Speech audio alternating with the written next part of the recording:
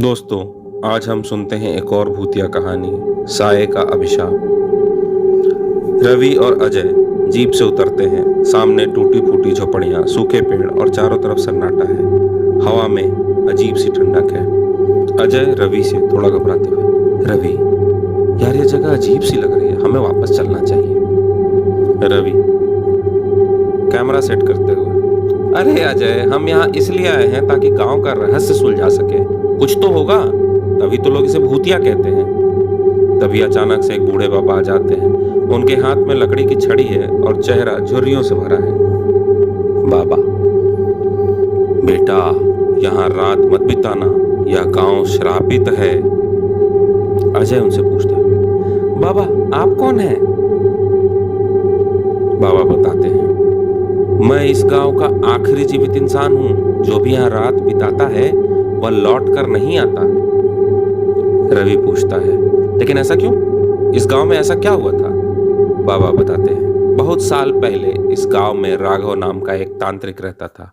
उसने एक शक्तिशाली पिशाच को वश में करने की कोशिश की, लेकिन तंत्र साधना गलत हो गई। पिशाच आजाद हो गया। उसने गांव को श्राप दे दिया। तब से रात में यहाँ आत्माएं भटकती हैं। अजय डर जाता है और कहता है, और आपने यहाँ रहने का फैसला कैसे किया? बाबा बताते हैं, मैं भी इसे छोड़ चुका था, लेकिन गांव की आत्माएं मुझे वापस खींच लाई। अब मैं कहीं नहीं जा सकता। रवि, हम डरने वालों में से नहीं हैं। बाबा, हम आज रात यहीं रुकेंगे। बाबा बोलते हैं, अगर रुके तो सुबह तक जीवित नहीं बचोगे। फिर बाबा अंधेरे में गुम हो जाते हैं। अजय और रवि एक पुरानी हवेली में दाखिल होते हैं। हवेली में रात का मंजर बहुत ही खौफनाक होता है। रात के 12 बजते ही हवेली में अजीब सी सरसराहट होने लगती है। एक पुराना झूला खुद ब खुद हिल रहा है। अजय, रवि, लगता है बाबा सही कह रहे थे, हमें यहां से निकलना चाहिए। रवि बोलता है, अभी बस कुछ देर और, रहस्य का हल निकलना जरूरी है। अचानक दरवाजे पे जोर से थप थप की आवाज आती है। दोनों सहम जाते हैं। रवि धीरे धीरे दरवाजा खोलता है और देखता है क्या कोई बाहर है। लेकिन तभी एक लंबी परछाई उनके सामने आकार लेने लगती है। अजय कांपते हुए, रवि, रवि, ये क्या है? परछाई हवा में तैर रही है। उसकी आंखें लाल चमक रही हैं। एक घिनौनी हंसी हवेली में गूंजती है। जिसने भी इस गांव का रहस्य जाना वह इसका हिस्सा बन जाएगा। रवि और अजय घबरा कर एक कमरे में भागते हैं। वहां एक पुराना ग्रंथ पड़ा होता है। रवि उसे उठाकर पढ़ने लगता है। जो भी इस गांव के रहस्य को जानेगा वो इसका हिस्सा बन जाएगा।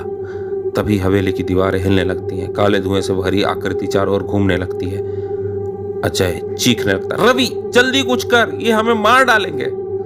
अजय डर के मारे ग्रंथ को आग लगा देता है। एक भयंकर चीख हवेली में गूंजती है और साया अचानक हवा में घुल जाता है। हवेली शांत हो जाती है।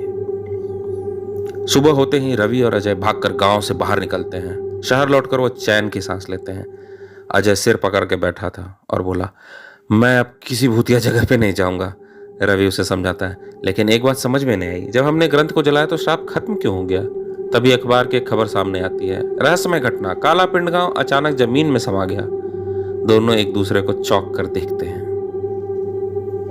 दोस्तों, कुछ रहस्य छेड़े नहीं जाने चाहिए, क्योंकि वह जो अतीत में दफन है उसे छेड़ने पर अंजाम भयावह हो सकता है।